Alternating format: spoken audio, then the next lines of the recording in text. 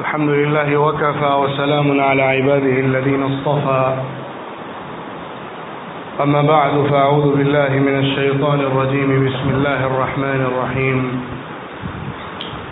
وقال الذين كفروا لرسلهم لنخرجنكم من أرضنا أو لتعودن في ملتنا فأوحى إليهم ربهم لنهلكن الظالمين ولنسكننكم الأرض من بعدهم ذلك لمن خاف مقامي وخاف وعيد صدق الله العظيم. محترم حضرات، میرے دینی اور ایمانی بھائیوں، دوستوں، بزرگوں،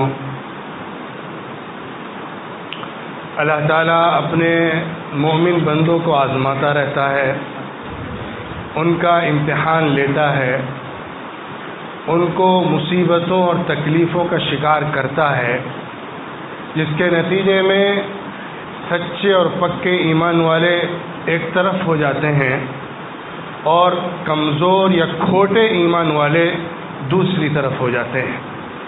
یہ اللہ کی سنت ہے، جو سنت انبیاء اکرام علیہم الصلاۃ والسلام اور ان کی قوموں کے ساتھ رہی، یہاں تک کہ حضور اکرم صلی اللہ علیہ وسلم کے ساتھ بھی اسی سنت پر عمل ہوا. مختلف معرکے ہوئے مکہ مکرمہ میں، پہلے مسلمانوں کو آزمائشوں، تکلیفوں، مصیبتوں سے گزرنا پڑا. جو سچے اور پکے ایمان والے تھے وہ ایمان پر راسخ اور ثابت قدم رہے. یہاں کے حالات تو ایسے تھے کہ ایمان میں وہی آتا تھا جو اپنی جان کا سودا کر کے آتا تھا. پھر مدینہ منورہ میں جمعیت ہوئی، مسلمانوں کی ایک جماعت ہوئی، ایک ریاست ہوئی. پھر اس کے بعد مختلف معرکے پیش آئے. ان جنگوں میں مسلمانوں کو فتح بھی ہوئی، بظاہر ناکامی کا بھی سامنا کرنا پڑا، جس کے نتیجے میں مشکل حالات کی وجہ سے اہل ایمان سچے پکے ایک طرف ہو گئے، منافقین دوسری طرف ہو گئے.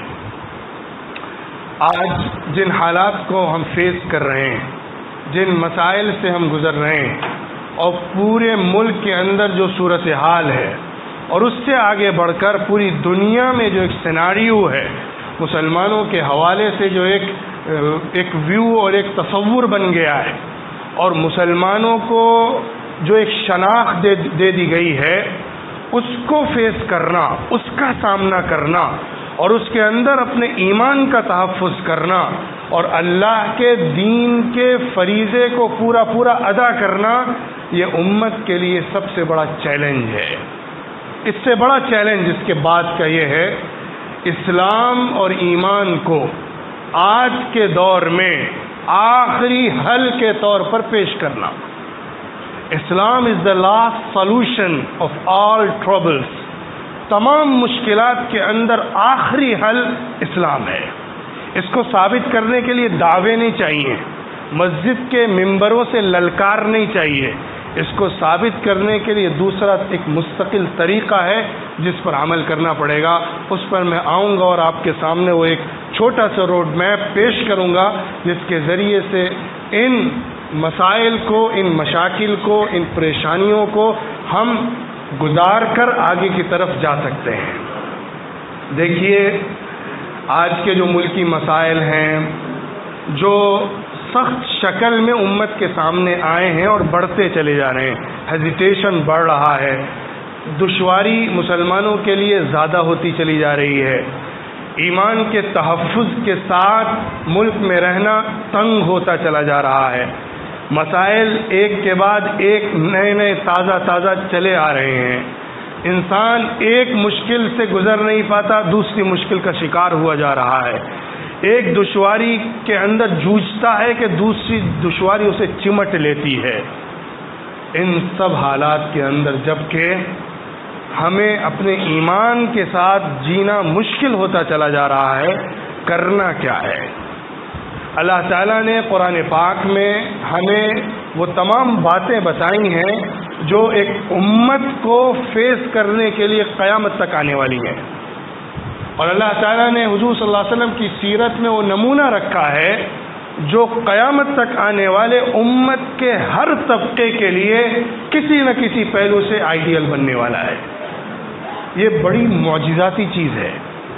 اس معجزاتی چیز کو سمجھنے کے لیے ظاہر بات ہے بہت گہری نگاہ چاہیے، مبصرانہ نظر چاہیے، عمیق فکر چاہیے، حقیقت پسندانہ نقطہ نظر ہونا چاہیے، جس کے بعد انسان حالات کو سمجھ سکتا ہے اور ان حالات کو سیرت پر رکھ کر حل تلاش کر سکتا ہے۔ آج کا چیلنج علماء کے لیے، دانشوروں کے لیے، ملت کے قائدوں کے لیے یہی ہے۔ ایک بات اور واضح کر دوں کہ امت قیادت سے قائم ہوتی ہے۔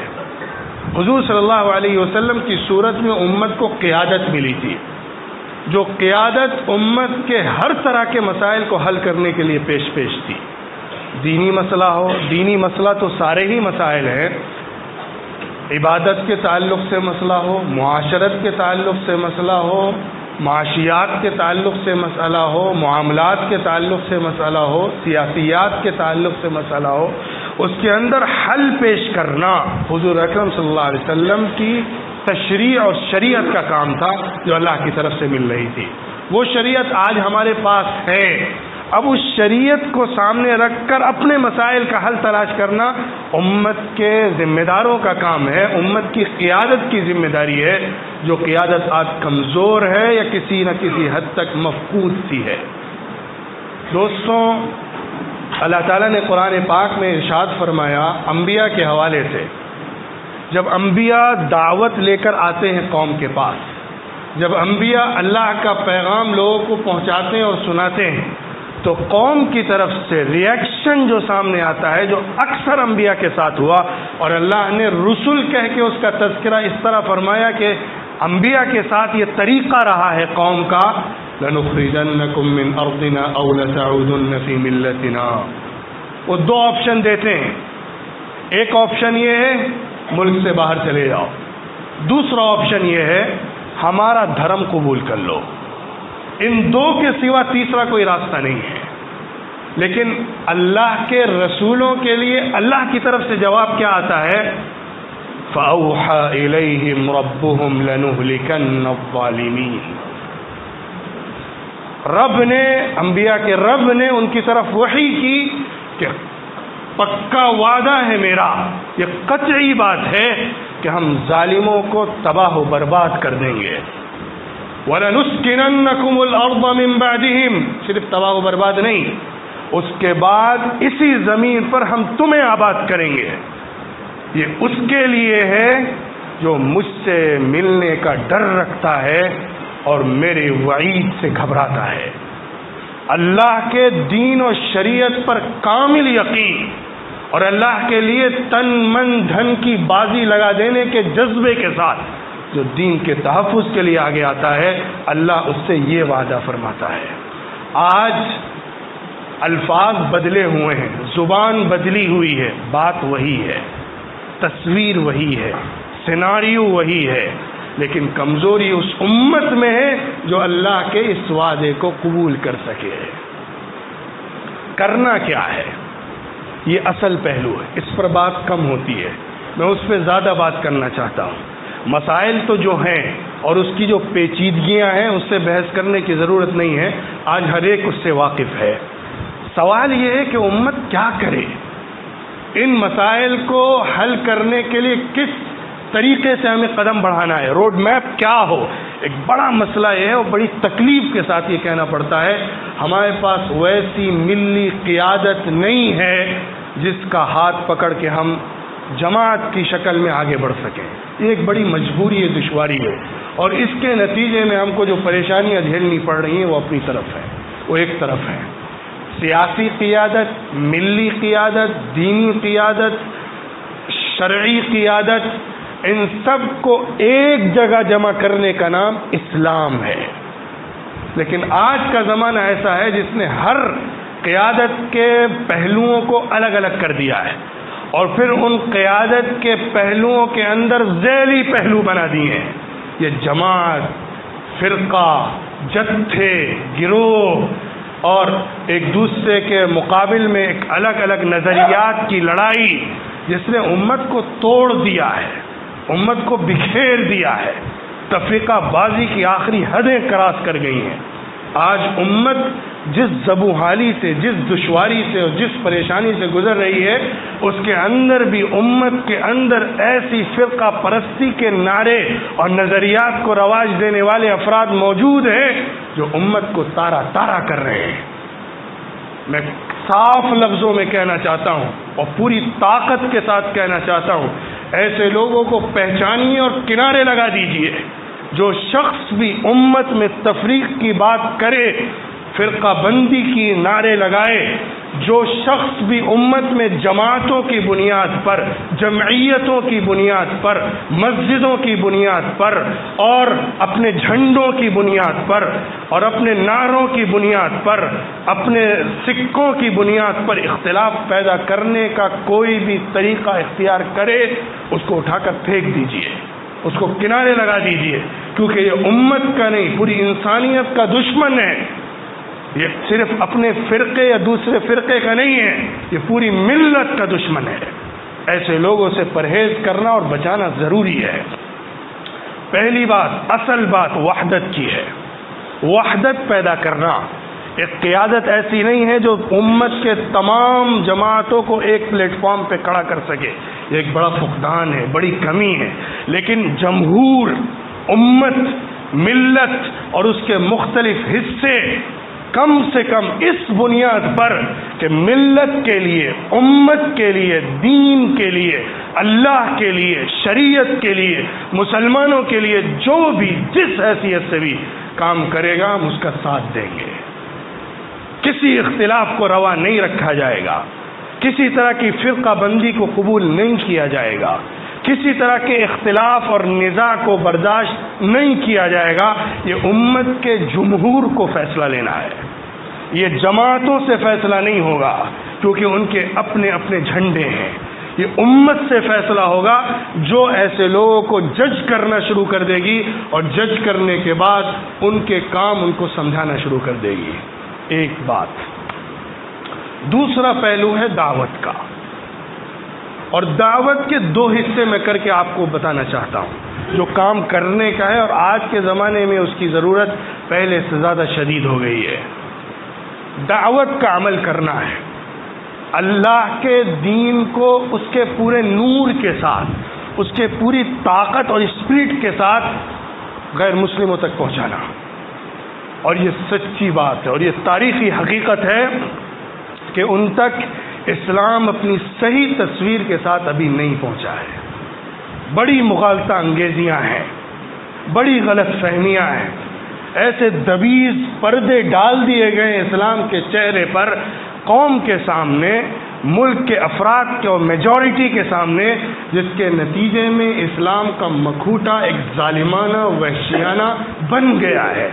اس مکھوٹے کو اتارنے کے لیے، اس صحیح اسلام کی پکچر کو پیش کرنے کے لیے طریقہ کار صحیح اختیار کرنا پڑے گا دعوت کا، جس میں پہلا درجہ خدمت ہے، خدمت خلق، انسانوں کی خدمت، ملک کے رہنے والے ہر فرد کی خدمت، بغیر مذہب کو دیکھے ہوئے، بغیر دھرم کو دیکھے ہوئے، بغیر کسی اور طبقے کے چنگل میں پھنسے ہوئے، ایک انسان کی حیثیت سے جو بھی دشواری میں ہو اس کی مدد کرنا۔ تو خدمت پہلا درجہ ہے دعوت کا۔ یہ حضور صلی اللہ علیہ وسلم کی سیرت سے میں بیان کر رہا ہوں، اور اس کے بعد اسی سے جڑا ہوا اخلاقی کردار ہے۔ مسلمانوں کو اخلاقی کردار اس ملک میں پیش کرنا ہے جو آئیڈیل بن سکے، جو نمونہ بن سکے، اور اس کو سامنے رکھ کر دوسرے لوگ اسلام کی طرف جھوک در جھوک آئیں گے، کیونکہ ہم نے ابھی وہ ان کے سامنے اگزامپل پیش نہیں کیا ہے جس کے نتیجے میں ہم ان کے دلوں کو اپیل کر سکیں، ان کے دماغوں کو اپیل کر سکیں۔ اس کے لیے ہمیں اخلاقی کردار بھی پیش کرنا ہوگا۔ ایک طرف خدمت کا بڑا میدان ہے، بڑا تفصیلی میدان ہے، دوسری طرف ہمارے سامنے اخلاقی کردار پیش کرنے کا عمل ہے۔ اخلاقی کردار کون سا پیش کرنا ہے؟ اخلاقی کردار کے لیے حضور اکرم صلی اللہ علیہ وسلم نے اسلام آنے سے پہلے مکے والوں کے سامنے جو کردار پیش کیا تھا اس کو سمجھنا پڑے گا، اور پھر اسلام آنے کے بعد دعوت دیتے ہوئے جن مشکلات کو جھیل کر صبر کا دامن تھاما تھا وہ نمونہ پیش کرنا پڑے گا اور وہ نمونہ سمجھنا پڑے گا۔ مکہ مکرمہ میں لوگوں کے سامنے دعوت پیش ہو رہی تھی، لوگوں تک بات پہنچائی جا رہی تھی، لوگ غافل تھے، لوگ سمجھ نہیں رہے تھے۔ ان تک بات پہنچنے کے لیے اگر حضور اکرم صلی اللہ علیہ وسلم کی طرف سے یا مسلمانوں کی طرف سے کوئی جنگی یا خونریزی ریاکشن ہو جاتا تو دعوت کا دروازہ وہیں سے بند ہو جاتا۔ وہ وقت تھا جب اسلام کو ثابت کیا جا رہا تھا، اسلام کو پیش کر کے اس کی ایتھینٹسٹی پروف کی جا رہی تھی، اسلام کی تبلیغ کی بنیاد سمجھائی جا رہی تھی۔ اس میں اگر ریاکشن اور ایکشن کے اندر امت پھنس جاتی تو اسلام کا وہ تصور جو آفاقی تھا، جو سکہ زمین پر دلوں پر بیٹھنا تھا، وہ ایک جنگ میں تبدیل ہو جاتا۔ لیکن جب مدینہ منورہ حضور اکرم صلی اللہ علیہ وسلم گئے، جب ایک کمان اپنے ہاتھ میں آئی، جب ریاست ملی، جب پوری شریعت کے نفاذ کا میدان مل گیا، جب عملی شکل میں ایک اسٹرکچر پیش کر دیا گیا، اس کے بعد اپنے تحفظ کے لیے اور اس ریاست کو بچانے کے لیے حضور اکرم صلی اللہ علیہ وسلم نے دشمن سے مقابلہ بھی کیا۔ اس تصور کو سمجھیے، ان اسٹیجز کو سمجھیے، تاکہ ان اسٹیجز کی روشنی میں آپ اپنے ملک میں اپنی حالت کو سمجھ سکیں اور اس کے نتیجے میں کرنے کے کام کی طرف آگے بڑھ سکیں۔ کرنا بھی کیا ہے؟ دعوت کی ذمہ داری ادا کرنا ہے۔ اور یاد رکھیے، جو کرسیوں پر بیٹھنے والے ہوتے ہیں وہ دعوت کو قبول کرنے میں سب سے اخیر میں آتے ہیں۔ مکہ مکرمہ میں جو لیڈرشپ تھی حضور صلی اللہ علیہ وسلم کے مقابلے میں، مسلمانوں کے مقابلے میں، وہ سب سے بڑی رکاوٹ تھی اسلام کی تبلیغ میں، اسلام کی دعوت میں۔ وہ لوگوں کو جو باہر سے آتے تھے ان کو بھی روکتے تھے، اور جو مکہ مکرمہ کے تھے ان کو بھی روکتے تھے اسلام قبول کرنے کے لیے۔ لیکن حضور اکرم صلی اللہ علیہ وسلم نے دعوت کو ہر اس راستے سے پہنچایا جس راستے سے کچھ لوگوں کو مخاطب بنایا جا سکتا تھا۔ اپنا اخلاقی کردار پورے مکے والوں میں ثابت کر کے دکھا دیا، اور جو لوگ اسلام میں داخل ہو رہے تھے ان کو صبر کی دعوت دے کر اپنے کو ایک ایسی قوم کی شکل میں پیش کیا جو اپنی دعوت کے لیے مر مٹنے والی ہے لیکن کسی کا نقصان نہیں چاہنے والی ہے۔ یہ ثابت کر کے پیش کیا، جس کے نتیجے میں جوخ در جوخ لوگ اسلام میں داخل ہوئے۔ اور اس کے بعد پھر جو تبلیغ کے اور راستے ہیں، تبلیغ کے اور طریقے ہیں، چاہے پروگرام ہو، اجلاس ہو، کیمپس ہوں، مختلف موقعوں پر گیدرنگ کے مختلف طریقے ہوں جن کے اندر جمع کر کے اسپیچز کی شکل میں، پروگرامز کی شکل میں ان کے سامنے اسلام کا تصور پیش کیا جائے، وہ بھی کرنے کا کام ہے۔ یہ وہ پہلو میں نے آپ کے سامنے رکھا ہے حالات کو سمجھنے کا اور اس کے اندر اپنے راستے تلاش کرنے کا، جو قرآن کے بیان کے مطابق اور سیرت کی روشنی میں پیش کیا جا سکتا ہے۔ میرے ان تمام باتوں کا مقصد ہرگز یہ نہیں ہے کہ ہم عملی شکل میں، دفاع میں، مقابلے میں، قانونی طور پر، معاشی طور پر، تعلیمی طور پر جو کوششیں اور کارروائیاں کر سکتے ہیں ان کو نہ کریں۔ میں نے اس پہلو پر روشنی ڈالی ہے جس پہلو کی طرف نگاہیں کم اٹھتی ہیں، اور اس پہلو کی طرف نگاہیں بہت اٹھتی ہیں جس پہلو پر بات مختلف موقعوں پر ہوتی رہتی ہے۔ یقیناً اس کی اہمیت کم نہیں ہے، اس کی ضرورت پہلے سے زیادہ ہے۔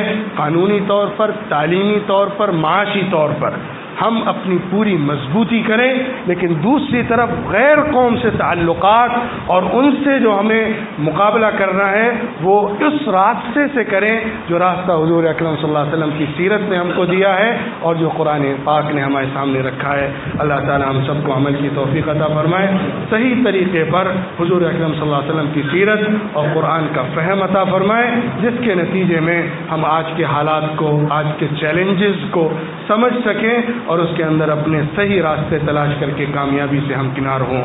وآخر دعوانا ان الحمد للہ رب العالمین۔